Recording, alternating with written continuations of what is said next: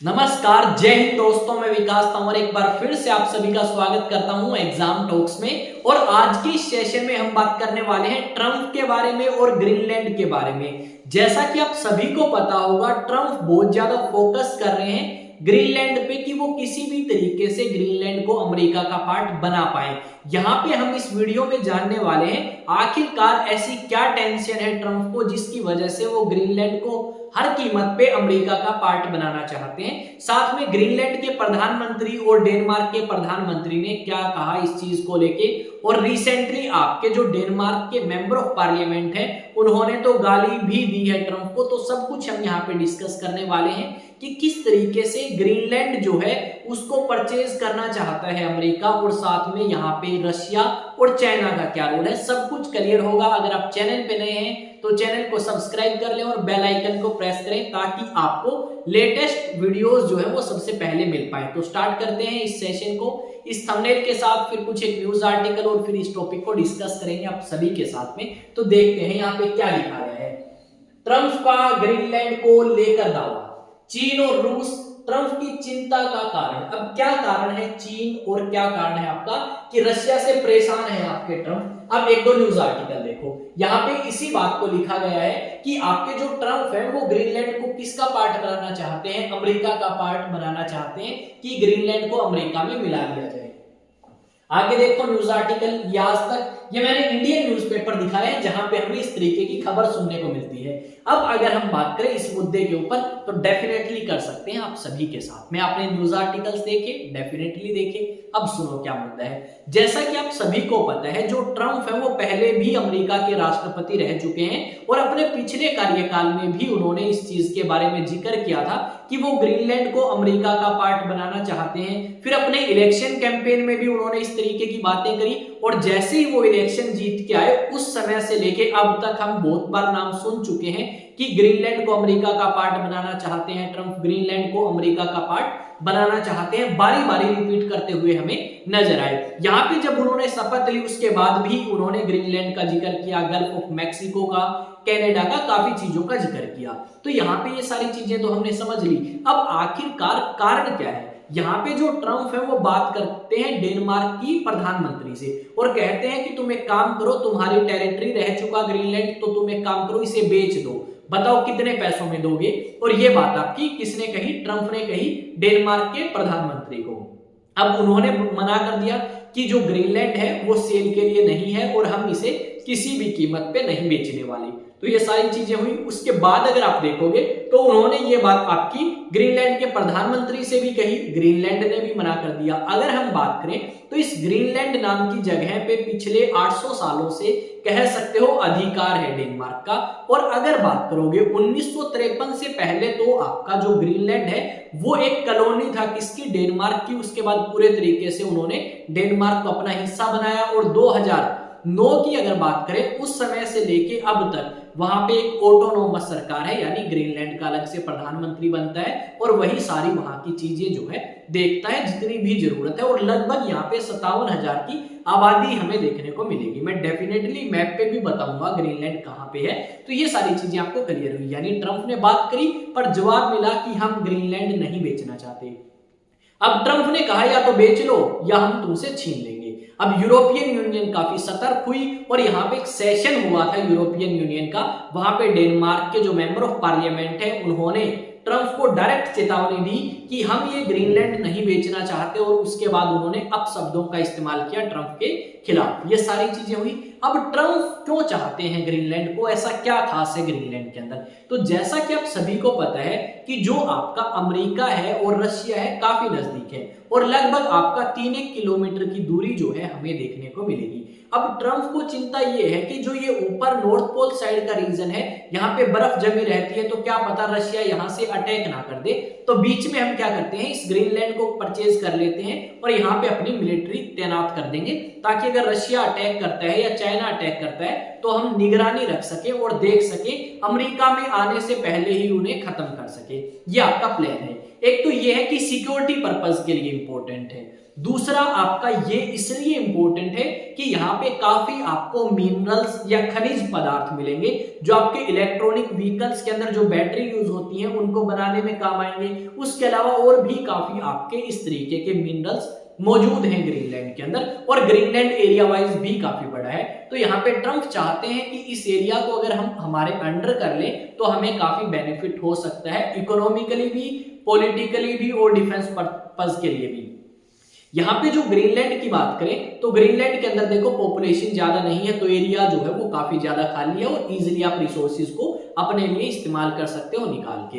ये ट्रम्प के सारे प्लान है कि किस तरीके से वो अपना फायदा देख सकते हैं। यहाँ पे इलेक्ट्रॉनिक व्हीकल्स की अगर बात करें तो इसमें सबसे बड़ा प्लेयर है टेस्ला, और टेस्ला और आपके ट्रम्प जो है वो बिल्कुल खास है, यानी टेस्ला के कह सकते हो सीईओ जिनका नाम क्या है एलोन मस्क, वो और साथ में आपके ट्रम्प दोनों काफी खास हैं। इस करके क्या पता उनके फायदे के लिए ये सारी चीजें करी जा रही हो। तो यहाँ पे ये सारी चीजें हमें समझना होगी कि क्या आपका सिक्योरिटी पर्पस ही एक रीजन है या फिर आपका कोई और भी रीजन है जिसकी वजह से ट्रम्प चाहते हैं कि ये ग्रीनलैंड किसका हिस्सा बने, ये ग्रीनलैंड बने अमेरिका का हिस्सा। यहाँ पे मैं आपको एक बार मैप में दिखाऊंगा कि कहां पे ग्रीनलैंड है। यहाँ पे ये अगर आप देख पाओगे तो ये क्या है भाई, ये आपका ग्रीनलैंड है। यहाँ पे इजीली आप मैप में देख सकते हो ये सारा क्या है भाई, ग्रीनलैंड है। तो डेफिनेटली आपको पता लग गया कि यहाँ पे ग्रीनलैंड है, ये आपका क्या आ गया ऊपर का हिस्सा कनाडा, और यहाँ पे आपका स्टार्ट हो गया यूएसए या फिर आप कह सकते हो अमेरिका, फिर नीचे ये मैक्सिको स्टार्ट हो जाएगा, ये यूएसए है।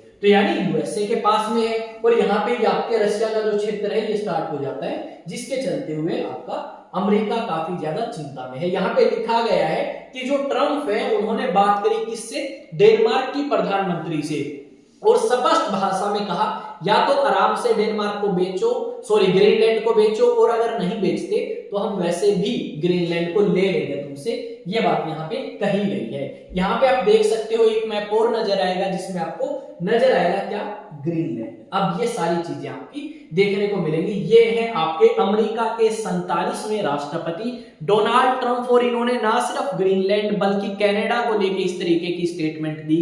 इन्होंने कनाडा के अलावा गल्फ ऑफ मैक्सिको को लेके स्टेटमेंट दी, और यहाँ पे अगर हम बात करें तो इन्होंने रिसेंटली फंडिंग बंद करी है 158 देशों की। बोले इनको फालतू में पैसे क्यों देने, सबसे पहले प्रायोरिटी होनी चाहिए यूनाइटेड स्टेट्स ऑफ अमेरिका।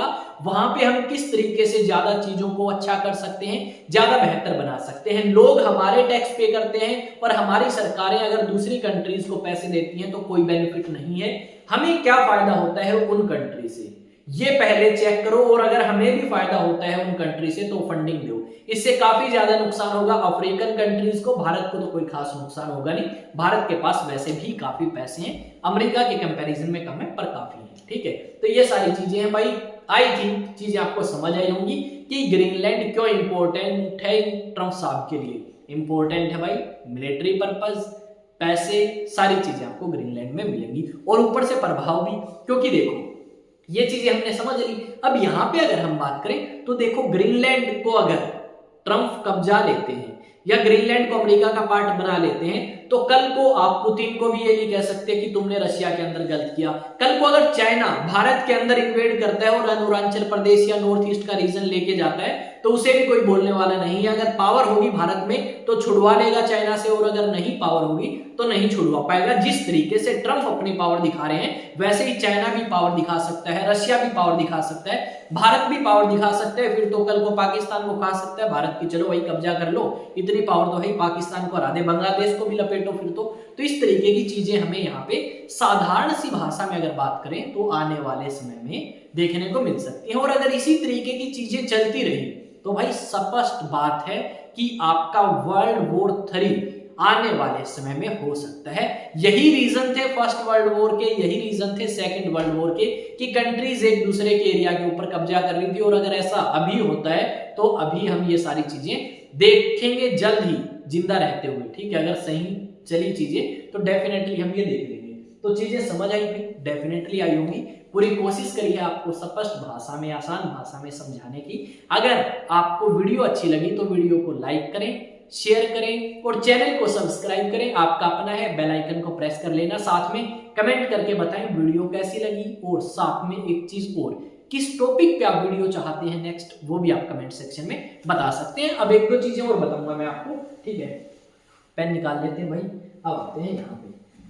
अब अगर आप अलग अलग सोशल मीडिया का इस्तेमाल करते हैं, जैसे आप टेलीग्राम चलाते हो, व्हाट्सएप चलाते हो, फेसबुक, इंस्टा, कुछ भी, या एक्स, ट्विटर जिसे बोलते हैं, ठीक है, तो उस पे जाके आप क्या कर सकते हैं, अगर सब्सक्राइब का ऑप्शन हो तो आप सब्सक्राइब कर लें, और अगर वहां पे फॉलो का ऑप्शन हो तो वहां पे जाके आप क्या करें भाई, फॉलो करें, ताकि जैसे ही मैं कोई वीडियो अपलोड करूं या जैसे ही मैं कोई अपडेट दूं वो आप तक पहुंच पाए, ठीक है।